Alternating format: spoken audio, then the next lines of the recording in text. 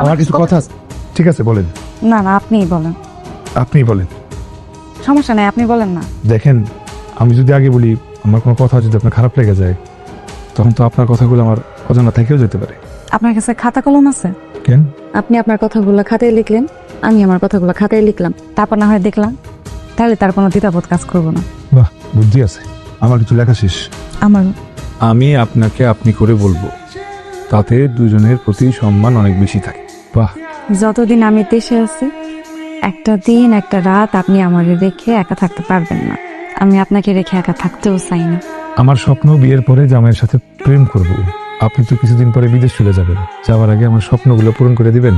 কথা দিলাম, দিব। কখনো কোনো কিছু নিয়ে ঝামেলা হলে বা দুজনের নামে দুজনে কোনো কথা শুনলে পরের কথায় কান্না দিয়ে সরাসরি দুজনে কথা বলবো, ঠিক আছে? কোনোদিন একজন আরেকজনকে ছেড়ে যাব না, যাব না। আমরা দুজনে মিলে এক। আলহামদুলিল্লাহ, মনের মতো একটা বউ পাইছি। আপনি তো বোর চেহারাটা এখন পর্যন্ত দেখলেন না, কেমনে বুঝলেন যে মনের মতো হয়েছে? তাই তো। সুবহানাল্লাহ, এত সুন্দর বউ আমি কল্পনা তো ভাবিনি।